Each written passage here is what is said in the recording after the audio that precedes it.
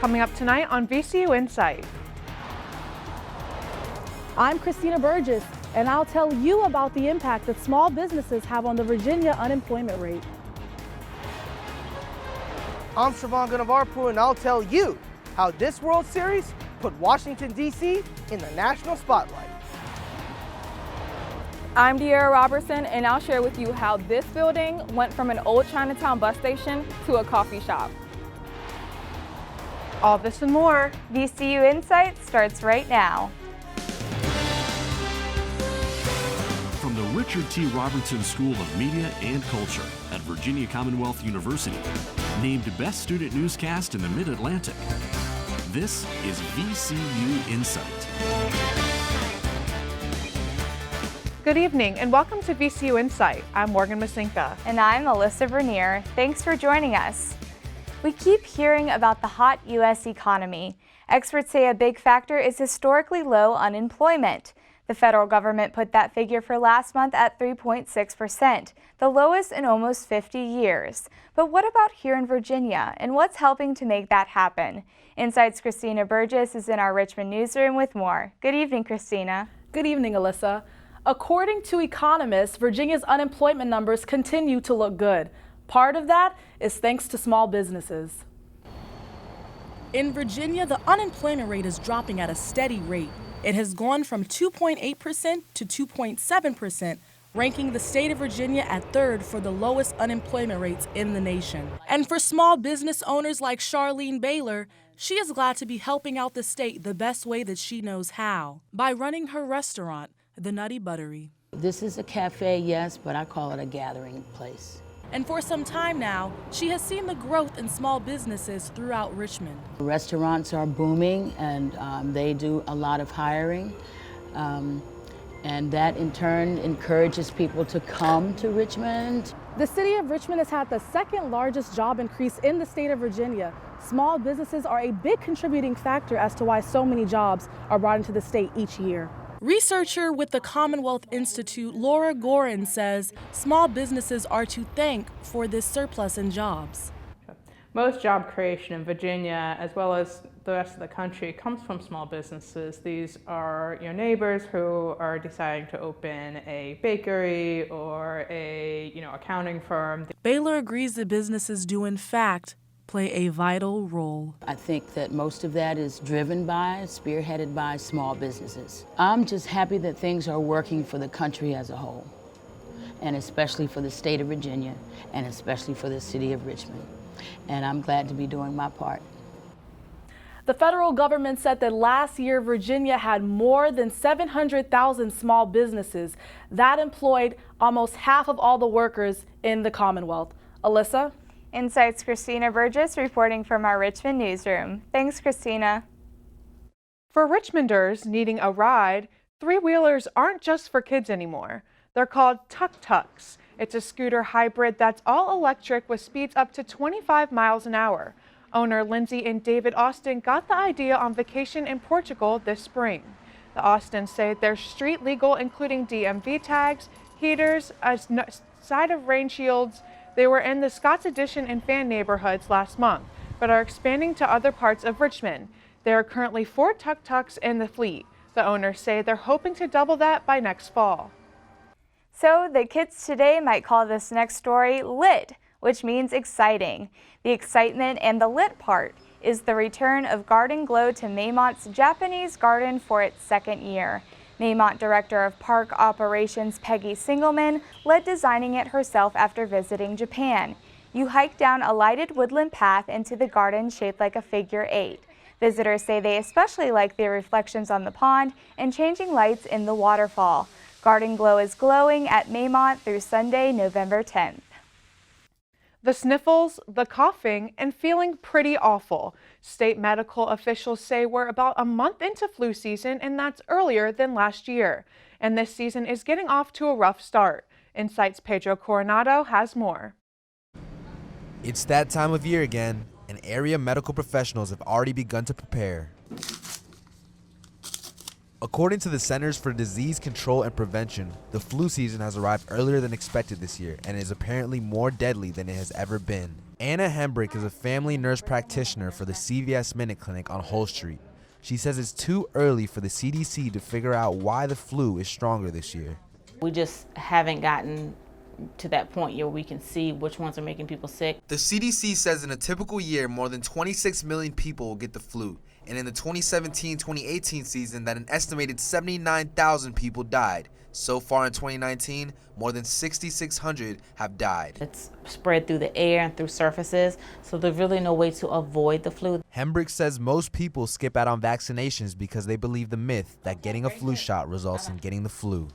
According to their website, the CDC have distributed a total of 570.9 million flu shots from September 13th to October 18th. Rite Aid pharmacy manager Randall Southers says the month of October has been the busiest he's ever seen. I would say between me and my partner, we've probably given somewhere in the neighborhood of 800 flu shots. Southers believes flu shots aren't necessarily required, but are safer for the common good. When you take a flu shot, you're not just protecting yourself, you're also protecting people around you who might be more vulnerable than you might be. The CDC says contact as close as 6 feet can cause the flu to be transmitted. The flu season is expected to end this upcoming spring.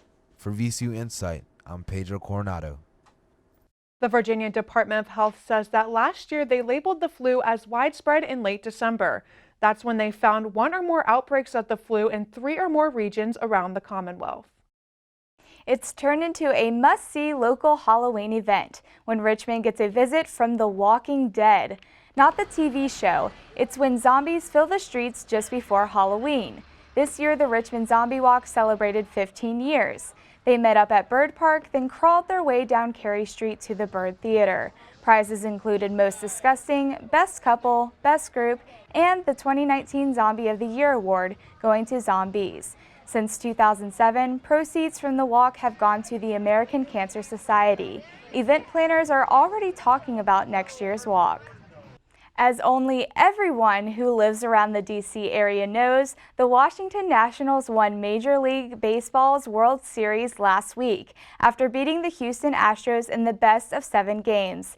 It's a sports success story for a part of the country that definitely isn't used to it. InSight's Siobhan Gunavarpu has our story. The Washington Nationals just won their first World Series title in nearly a century. A historic moment for professional sports in our nation's capital. CBS 6 sports director Lane Casadante was at Game 5 in Nationals Park. He says this historic run is a sigh of relief for fans. This has only further endeared the entire organization to the fans in this entire region. Before this win and the Washington Capitals' 2018 Stanley Cup victory, no professional team in D.C. won any title since the Redskins' Super Bowl run in 1991. Pete Woody from Richmond Sportsbacker says this win puts D.C. in discussion for national recognition. When you have sustained regular season success like the Nats have, the next step is playoff success, and that puts you in that spotlight. The Washington Nationals won the World Series over the Houston Astros to capture their first World Series title in franchise history. Their run to the Fall Classic, combined with the Capitals winning the Stanley Cup and the Mystics winning the WNBA championship, has put Washington, D.C., a town known for sports disappointments, into the national spotlight. Casadante says that fans who believe D.C. is cursed is laughable. Only one team at the end of the season goes home with a win. Sportsbackers Woody offered some advice on how this trend of success could continue. Whatever steps to success you took in the first place, you have to keep repeating those. Washington, D.C. is no longer just a town of politics, but a town of proud sports fans. For VCU InSight, I'm Siobhan Gunavarpu. A lot of Washington, D.C. came out for last Saturday's parade to celebrate with the Nationals on winning the series. And from baseball to some very different sports, cross country and track and field. InSight's Jerron Nutter is in our studio with one VCU athlete who keeps it all running. I'm here with VCU track and field and cross country athlete Ashley Brown. Thanks for being here, Ashley. Thank you for having me. So as a member of the cross country team and the track team, is it hard juggling 2 sports? It's definitely a challenge. So every cross country runner actually has to do track and field because we're like the distance team for track and field. So it definitely takes a lot of time management. I mean, we're in season 11 months out of the year from June to the beginning of May. So it's definitely a lot of time commitment to track and cross country, but it's also like a huge challenge to balance school. Since I'm in mechanical engineering, there's like a lot of coursework. So, I mean, it's just constant time management around the clock. But I mean, I get the hang of it after doing it for all of high school, all of college, actually starting in middle school. So definitely gotten a lot of practice. So it just comes naturally to me now. Now on the track, you're a mid-distance runner. Could you explain what that is for people that aren't quite familiar with track events? So mid-distance is a combination of sprinting and the distance. Like, you have to have the speed of a sprinter and you have to have the endurance of a distance runner. So for me, my mid-distance events would be the 800, which is a half mile, and the mile. So as you know, like, sprinting starts with like 100 meters, and our distance events goes all the way up to the 5K, which is 3.1 miles. So mid-distance is right there in the middle, half mile and mile, so you definitely have to have some speed and some endurance. Now, at Henrico High, you were a conference champion and the VHSL Athlete of the Year in 2016. Did your success on the track just come natural, or did you really have to like put the time in and work hard, or just a mix of both? Or It was definitely a little bit mix of both.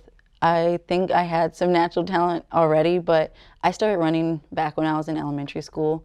So I think I started 4th grade, and I've been running ever since. So I mean, definitely a lot of years of running and training and practice. So it definitely didn't come all naturally. I kind of wish it did. But being like the VHSL Athlete of the Year, that was a reward for like all the years of hard work. You finished first at the USF Outdoor Invitational last year for the 800 meter. How was it traveling across the country and competing against some of the top athletes?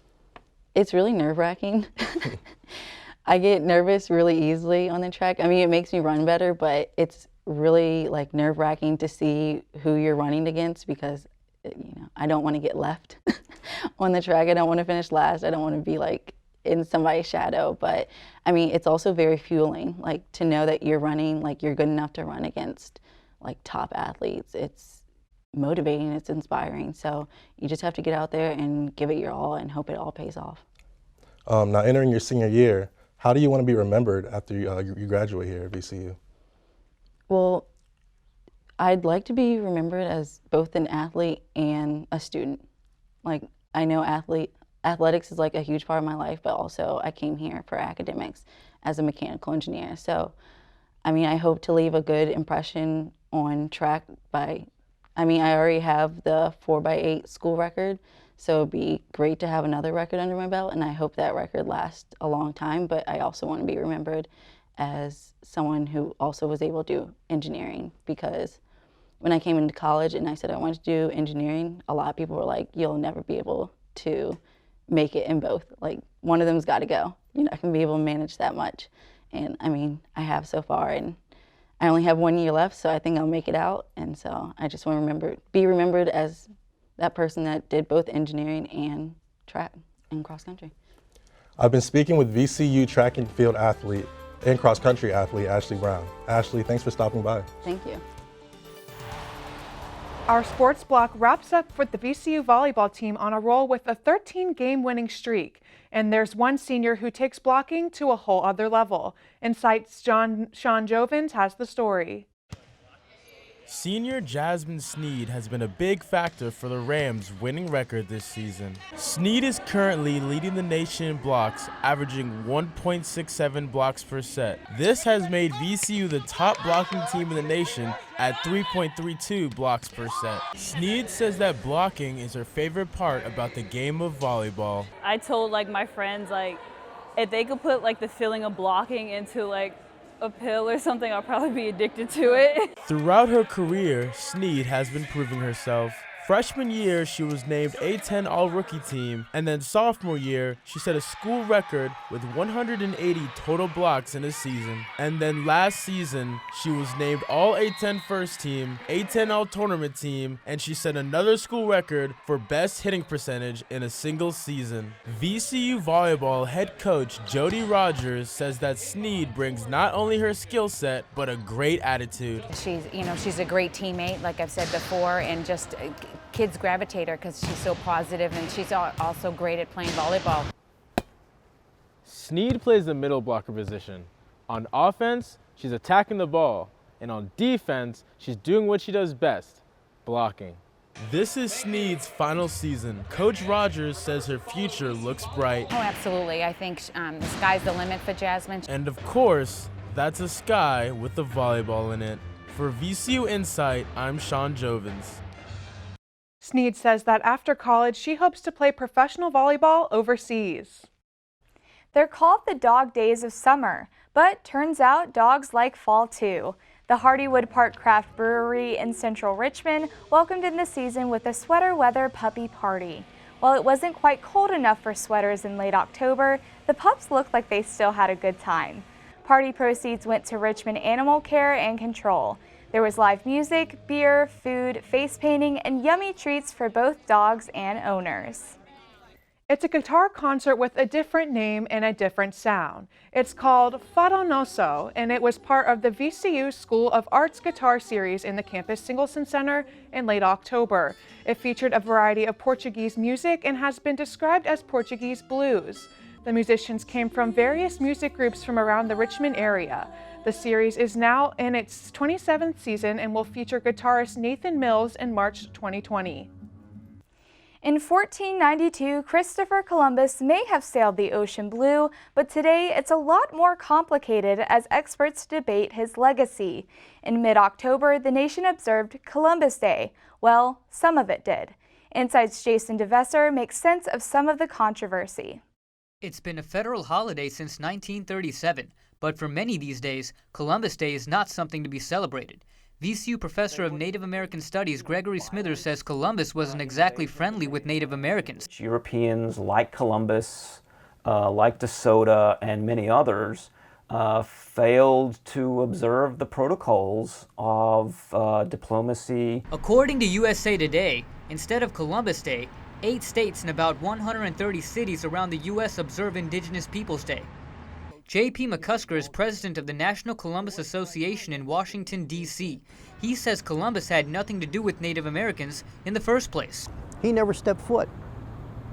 He never stepped foot onto this soil. Soil of the modern-day United States, since Columbus only ever visited the Caribbean.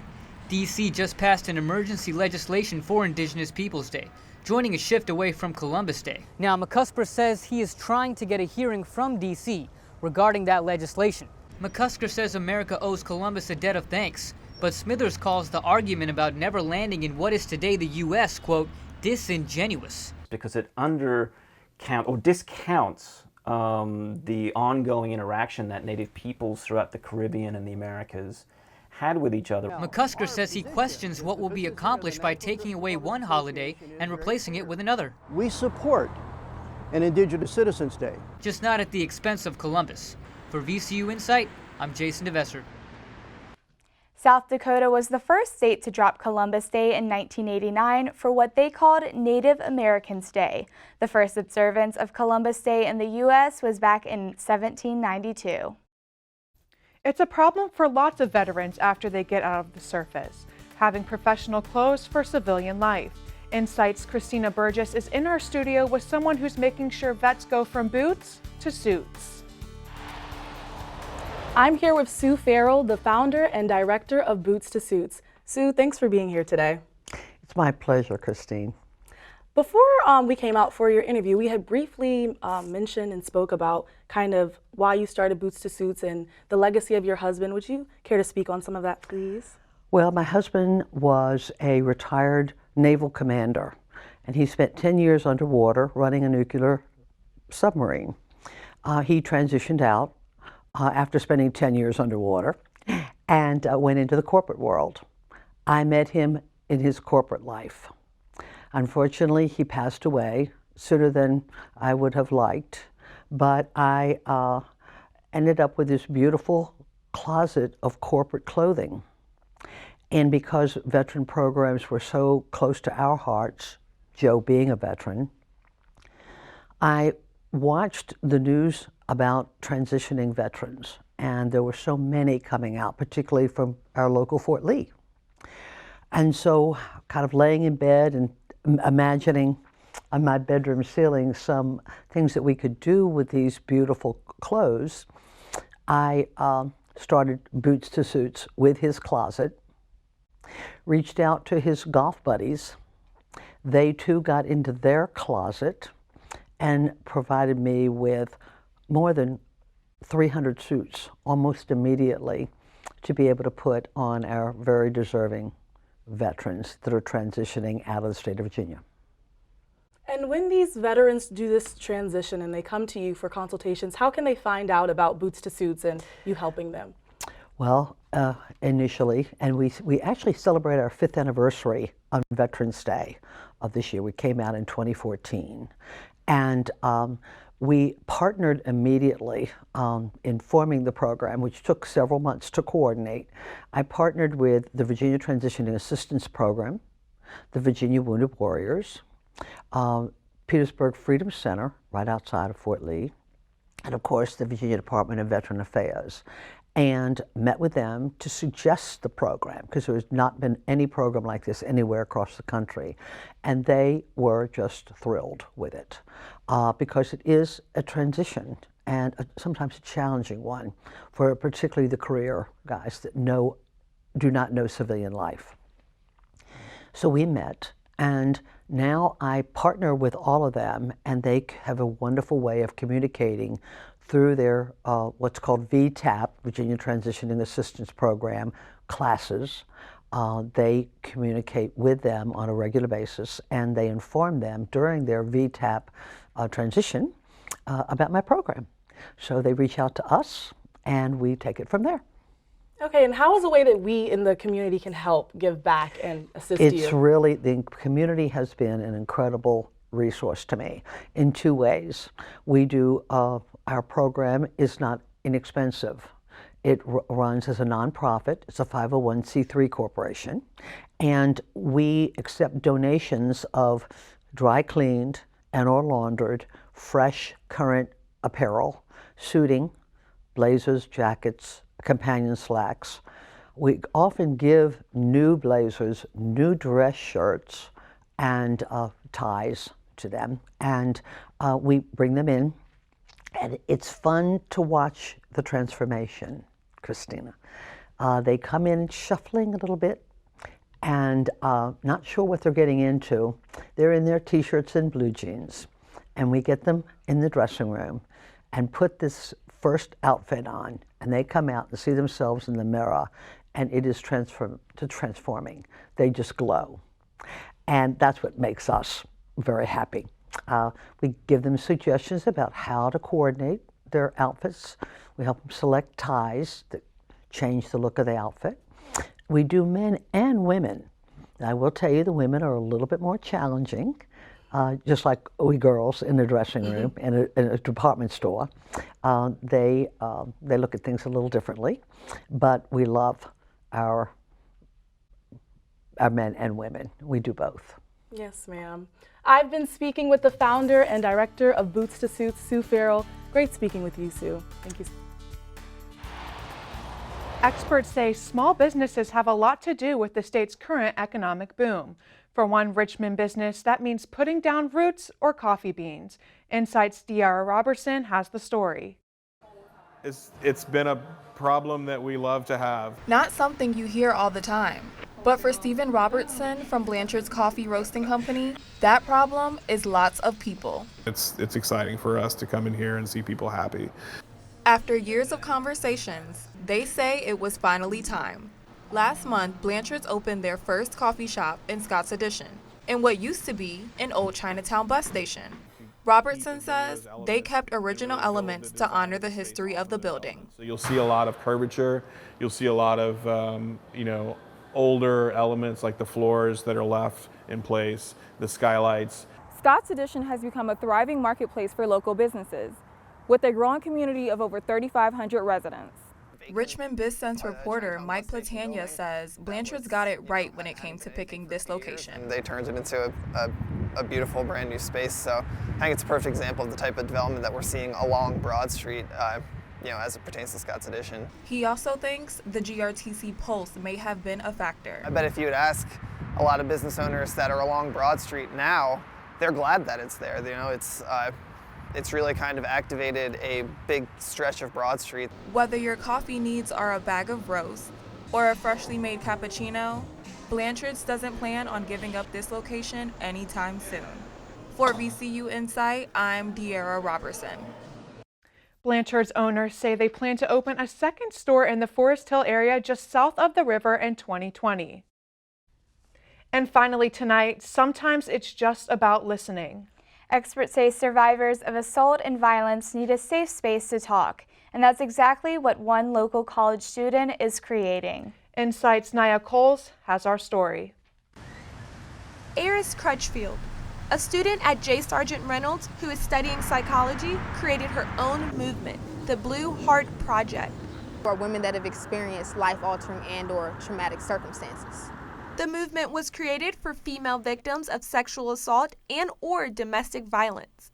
Crutchfield said she has had personal experience with such trauma as a child. I've gone through almost everything that I'm trying to help women through.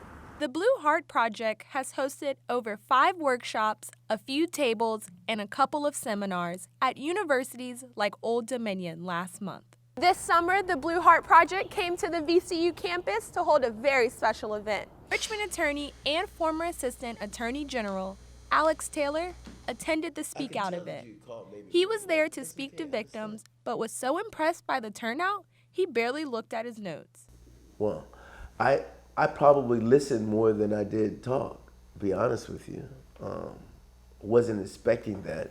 Taylor says programs like the Blue Heart Project is what the community needs. It gives individuals participating in the community a chance to be heard. Crutchfield has another project working to empower girls aged 8 to 18, but the Blue Heart has a special place for her. As the Blue Heart Project goes, I'm growing as well. A project she hopes is helping those dealing with trauma to be a little less blue. For VCU InSight, I'm Nia Coles. The Blue Heart Project will host its next general meeting next month. That does it for this edition of VCU InSight. Follow us on Twitter and Facebook and let us know about any stories you'd like to see on our show. You can also find this and past shows on our YouTube page. Just search VCU InSight. Thanks for watching. I'm Morgan Masinka. And I'm Melissa Bernier. We'll see you next time.